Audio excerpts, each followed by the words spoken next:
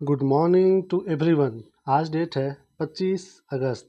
आज के सभी मोस्ट इम्पॉर्टेंट करंट अफेयर जो हमारे एग्ज़ाम के लिए बहुत ज़्यादा महत्वपूर्ण होते हैं उन्हें हम इस वीडियो में कवर करेंगे। साथ ही साथ हम कुछ स्टैटिक जीके के भी प्रश्न देखेंगे जो कि हमारे एग्ज़ाम में बार बार ये क्वेश्चन आते रहते हैं। उसके बाद वीडियो के अंत में हम देखेंगे दो प्यारा सा क्विज जो कि हम अभी प्रेजेंट टाइम में देख रहे हैं राष्ट्रीय उद्यान यानी कि नेशनल पार्क के बारे में। तो इसमें दो क्विज होगा जिसके उत्तर आपको कमेंट सेक्शन में देने हैं। इसका उत्तर हम आपको अगले दिन वीडियो में बताएंगे। चलिए बिना देरी किए वीडियो की शुरुआत करते हैं। सबसे पहले हम शुरू करते हैं वीडियो की शुरुआत एक कोटेशन से और एक लाइन से। तो आज का लाइन क्या है? अगर ज़िंदगी में सुकून चाहते हो तो फोकस अपने काम पर करो, लोगों की बातों पर नहीं। ओके, देखिए दोस्तों, जब हम लोग तैयारी फेज में होते हैं या फिर हम लोग कोई नया काम करना चाहते हैं तो सबसे ज़्यादा हमें डर ये होता है कि लोग क्या बोलेंगे, लोग हमारे बारे में क्या सोचेंगे।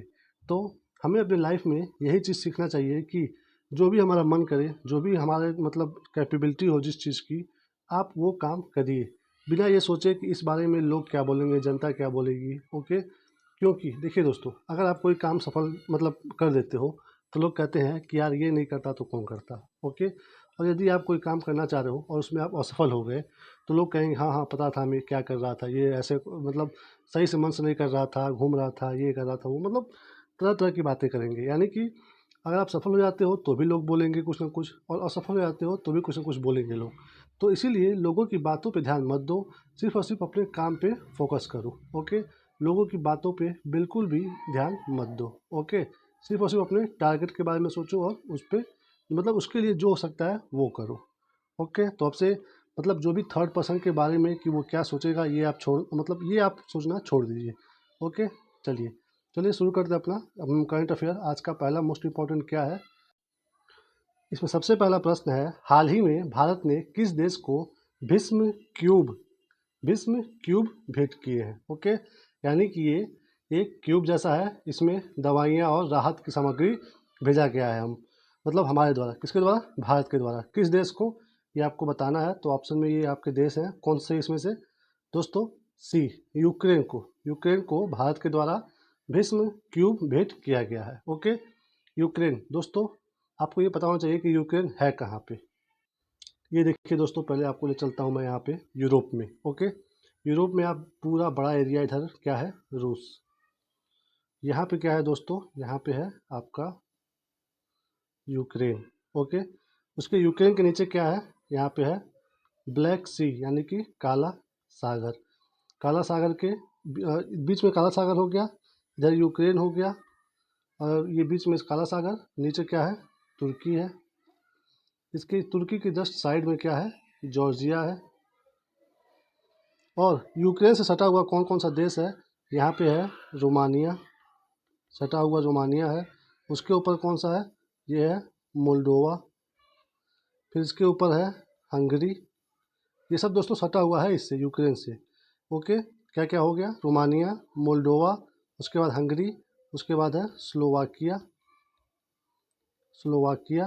फिर ऊपर क्या है? इधर इधर है पोलैंड। उसके बाद है बेलारूस। यहाँ पे क्या है? बेलारूस। फिर लास्ट में इधर क्या है? रूस पूरा। ओके, रूस, बेलारूस, पोलैंड, क्या है? स्लोवाकिया, हंगरी, ये मोल्डोवा, रोमानिया, फिर इधर काला सागर, नीचे तुर्की, जॉर्जिया, और ये रोमानिया के नीचे एक देश है यहाँ पे बुल्गारिया।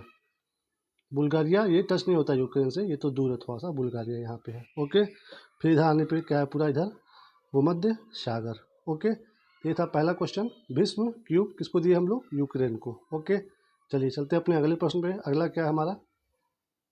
भारतीय खिलाड़ी शिखर धवन ने अंतर्राष्ट्रीय खेल से संन्यास लेने की घोषणा की है।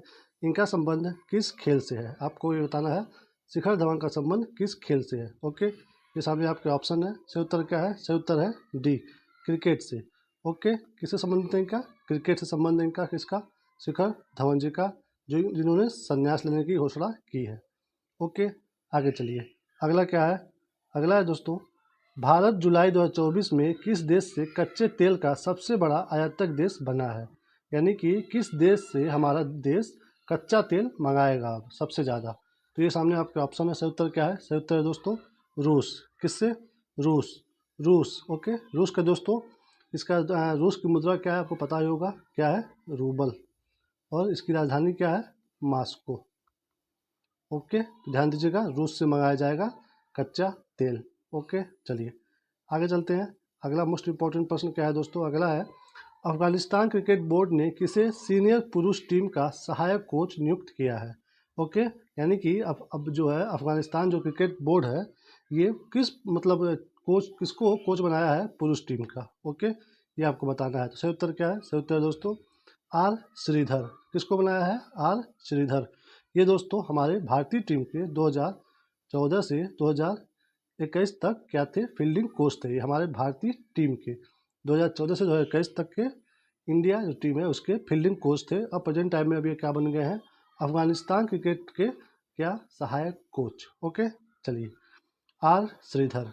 अगला प्रश्न क्या है हमारा, अगला है राजधानी दिल्ली में create in India challenge season 1 का शुभारंभ किसने किया है। राजधानी दिल्ली में create in India challenge season 1 का शुभारंभ किसने किया है, ये सामने आपके ऑप्शन है। सही उत्तर क्या है दोस्तों, सही है अश्विनी वैष्णव। किसने, अश्विनी वैष्णव। ये क्या है, ये है दोस्तों हमारे सूचना एवं प्रसारण मंत्री, यानी कि इंफॉर्मेशन एंड ब्रॉडकास्टिंग मिनिस्टर है ये, सूचना एवं प्रसारण मंत्री अश्विनी वैष्णव जी। इन्हीं के द्वारा create in India challenge season 1 का शुभारंभ किया गया है। कहाँ से, दिल्ली से। ओके, चलिए आगे चलते हैं। अगला क्या है मोस्ट इम्पॉर्टेंट, अगला है दोस्तों भारत का पहला 3D प्रिंटेड डाकघर कहाँ खोला गया है। पहला 3D प्रिंटेड डाकघर भारत का, ये सामने आपके ऑप्शन है। सही उत्तर क्या होगा दोस्तों, सही उत्तर है बी, बेंगलुरु में खोला गया है क्या, भारत का पहला 3D प्रिंटेड डाकघर। ओके, ध्यान दीजिएगा। आगे चलते हैं। अगला क्या है मोस्ट इम्पॉर्टेंट, अगला है दोस्तों भारत ने अपना पहला देखिए सॉरी यहाँ पे ये क्या आ गया, भारत ने अपना पहला रीयूजेबल हाइब्रिड रॉकेट लॉन्च किया, इसका नाम क्या है। ओके, यानी कि भारत के द्वारा पहला रीयूजेबल हाइब्रिड रॉकेट लॉन्च किया गया है, इसका आपको नाम बताना है। ये सामने आपके ऑप्शन है। सही उत्तर क्या है, सही उत्तर है RHUMI-1। ओके, ये ए नंबर। अभी इससे पहले कुछ दिन पहले हमने देखा था किसके बारे में, EOS। ओके, अर्थ ऑब्जर्वेटरी सैटेलाइट 08। ओके, अब प्रेजेंट टाइम में क्या आया है, ये देखिए यहाँ पे ए नंबर पे RHUMI-1। ओके, रूमी 1। तो क्या है, ये भारत का पहला रीयूजेबल हाइब्रिड रॉकेट लॉन्च किया गया है। ओके, चलिए आगे देखते हैं। अगला क्या है हमारा, अगला मोस्ट इंपॉर्टेंट प्रश्न ये है दोस्तों, मार्केट रेगुलेटर सेबी ने फंड की हेराफेरी के मामले में किस इंडस्ट्रियलिस्ट को शेयर बाजार से 5 साल के लिए बैन कर दिया है।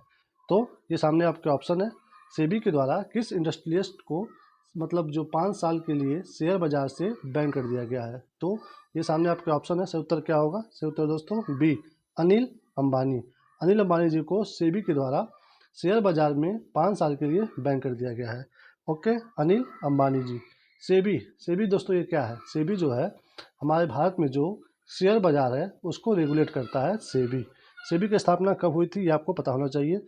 सेबी की स्थापना हुई थी 12 अप्रैल 1988 को हुई थी दोस्तों। ठीक है, इसका हेडक्वार्टर कहाँ पे है, हेडक्वार्टर है मुंबई में। ओके, किसका, सेबी का। क्या है, ये शेयर बाजार को रेगुलेट करता है सेबी, जिसकी स्थापना 12 अप्रैल 1998 को हुआ था, हेडक्वार्टर मुंबई में है। ओके, चलिए आगे देखते हैं। अगला क्या है, किस देश ने भारत को चावल निर्यात पर प्रतिबंध लगा दिया है, यानी कि किस देश द्वारा अब ये कहा जा रहा है कि भारत आप चावल हमारे वहाँ मत भेजिए।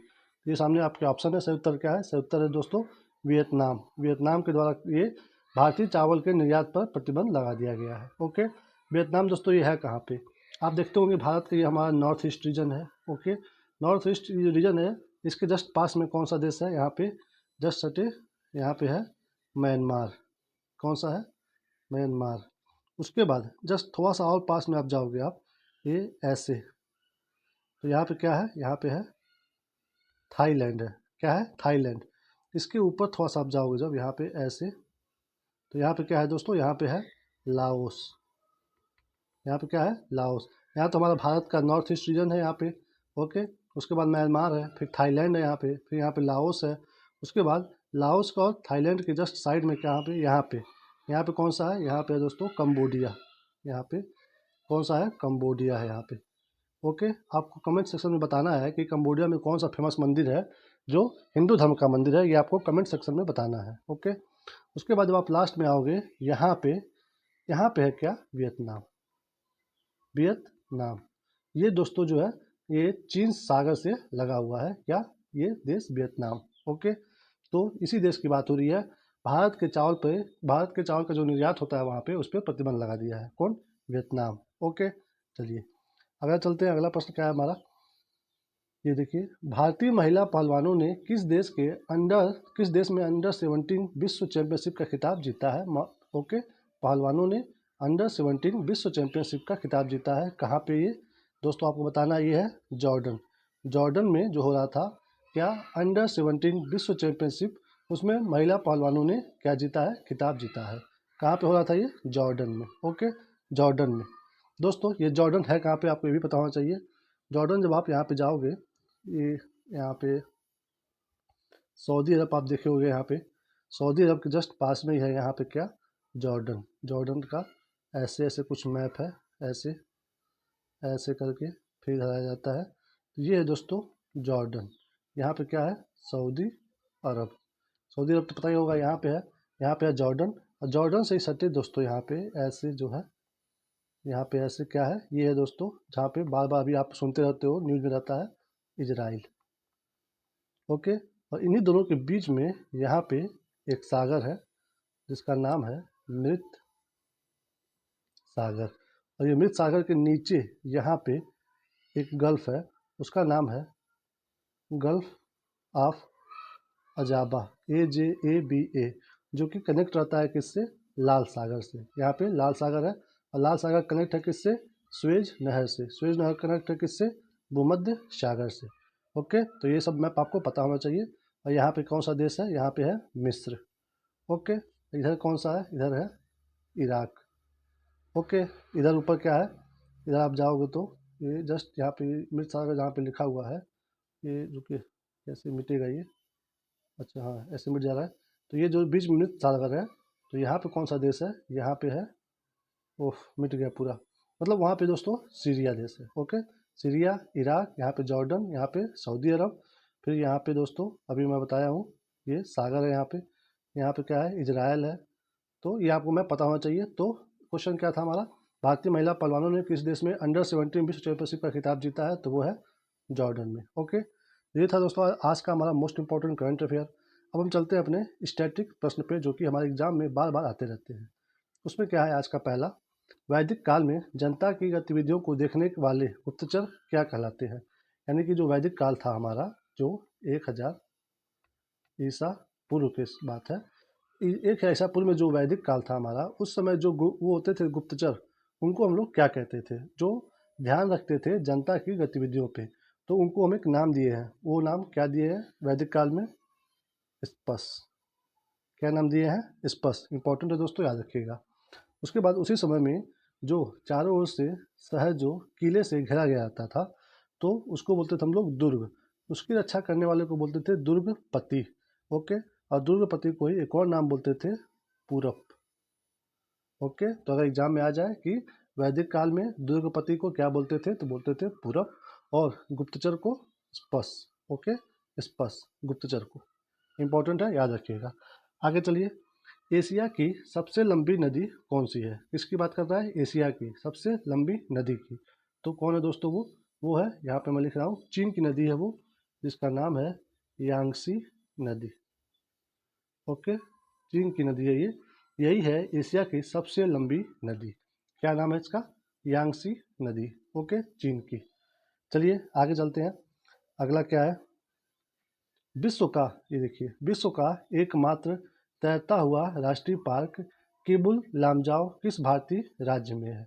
ओके, तो फिर आपको पहले सबसे बात यहाँ पे ये ध्यान देना है कि विश्व का एकमात्र तैरता हुआ राष्ट्रीय अगर आपको ये पूछ दे कि विश्व का एकमात्र तैरता हुआ राष्ट्रीय पार्क कौन सा है, 3-4 नाम दे दे, तो उसमें आपको ध्यान देना है कि केबुल लामझाओ एक ऐसा जो राष्ट्रीय पार्क है जो विश्व का एकमात्र तैरता हुआ राष्ट्रीय पार्क है। ओके, उसके बाद आपको पता होना चाहिए कि भारतीय किस राज्य में है वो। ओके, तो वो कौन से राज्य में है, वो है मणिपुर में। कहाँ पे है, मणिपुर में है जो। और ये मणिपुर कहाँ पे है दोस्तों? ये हमारे नॉर्थ ईस्ट में है। ओके, नॉर्थ ईस्ट में जब आप जाओगे तो ऐसे है, ऐसे है असम, असम है, इसके ऊपर ऐसे है अरुणाचल प्रदेश, यहाँ पे नीचे है नागालैंड, उसके नीचे जो है यहाँ पे है मणिपुर, मणिपुर के नीचे के है ऐसे मिजोरम, मिजोरम के पास यहाँ पे है त्रिपुरा, और ये असम के नीचे यहाँ पे है, यहाँ पे मेघालय।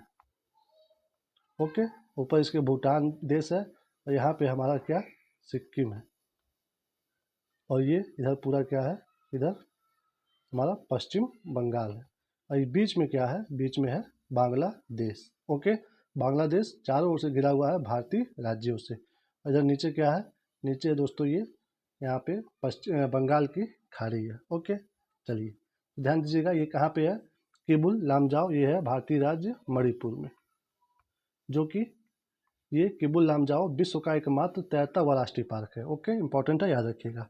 आगे देखिए, security printing press. Okay, security printing press की स्थापना कहाँ की गई थी? ओके, ये जो दोस्तों ये प्रिंटिंग प्रेस है, इसका काम क्या है, ये दोस्तों जो राज्य मतलब जो हमारे देश में जितने राज्य हैं उनके जो डाक की लेखन सामग्री जो होती है ना, उनको ये प्रिंट करता है। सभी राज्यों के डाक लेखन सामग्री की प्रिंटिंग करता है ये, जिसका नाम है सिक्योरिटी प्रिंटिंग प्रेस। इसकी स्थापना कहाँ की गई है आपको बताना है। ओके, तो इसकी स्थापना कहाँ की गई है, ये की गई है दोस्तों हैदराबाद में, हैदराबाद में।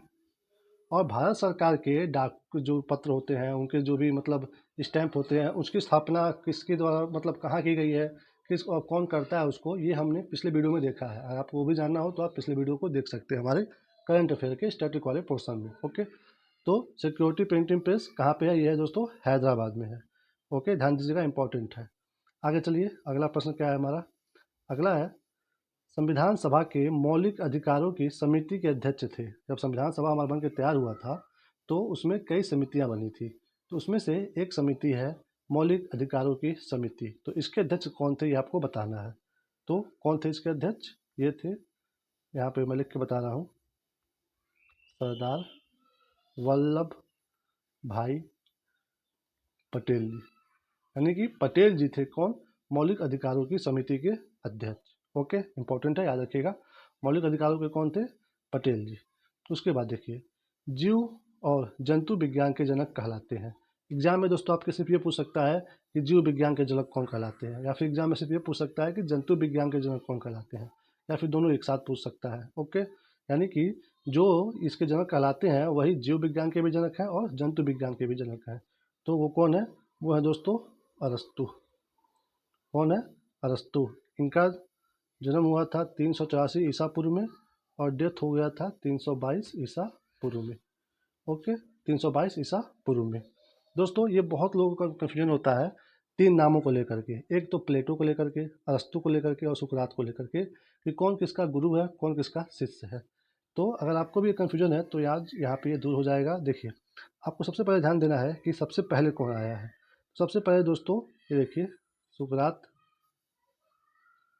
सुकरात के शिष्य कौन है, वो है प्लेटो। सुकरात के जो शिष्य है वो है प्लेटो। और प्लेटो के शिष्य कौन है, प्लेटो के शिष्य है, प्लेटो के शिष्य कौन है, प्लेटो के शिष्य है अरस्तु। यानी कि आपको समझ में आ गया कि सबसे पहले कौन आए हैं, सबसे पहले सुकरात आए हैं, उसके बाद फिर कौन आया है, प्लेटो, उसके बाद अरस्तु। तो ठीक है, इस चीज़ को आप ध्यान दीजिएगा। आपसे अगर आपको कन्फ्यूजन हो तो उसको आप दूर कर लीजिए यहाँ पे कि सुकरात के शिष्य थे प्लेटो, प्लेटो के शिष्य थे अरस्तु। यानी कि सबसे पहले आए थे सुकरात, फिर आए थे प्लेटो, फिर आए थे अरस्तु। अभी हमने ये पढ़ा इनके बारे में। अरस्तु जी क्या है, वो है जीव और जंतु विज्ञान के जनक कहलाते हैं। ओके, ये था हमारा स्टैटिक। अब हम चलते हैं जो हमारा डेली का क्विज होता है, जिसको हमने नाम दिया है आ देखे जरा किसमें कितना है दम। इसमें दोस्तों हमने अभी कल का जो प्रश्न दिया था उसके उत्तर को देख लेते हैं। गोविंद राष्ट्रीय उद्यान किस राज्य में है, ये था हमारा पहला क्विज। तो उसका उत्तर क्या होगा, उत्तराखंड। कहाँ पे है गोविंद राष्ट्रीय उद्यान, ये है दोस्तों उत्तराखंड में। दूसरा क्विज क्या था हमारा कि सुल्तानपुर राष्ट्रीय उद्यान, सुल्तानपुर राष्ट्रीय उद्यान किस राज्य में है? तो यह दोस्तों हरियाणा में। मोस्ट इंपॉर्टेंट ये राष्ट्रीय उद्यान है, नेशनल पार्क है, ध्यान दीजिएगा। गोविंद उत्तराखंड में, सुल्तानपुर हरियाणा में। ओके, चलिए ये था कल का। अब हम आज का जो देखते हैं क्विज क्या है, इसके उत्तर आपको कमेंट सेक्शन में देने हैं। पहला क्विज क्या है, हेमिस राष्ट्रीय उद्यान किस राज्य में है? ओके, हेमिस हेमिस। दूसरा क्विज क्या है, सिंबल 12 राष्ट्रीय उद्यान किस राज्य में है? यानी कि सिंबल 12, हेमिस और सिंबल 12 किस मतलब राज्य में है, दोनों बताना है आपको कमेंट सेक्शन में। इसका उत्तर हम आपको अगले वीडियो में बता देंगे।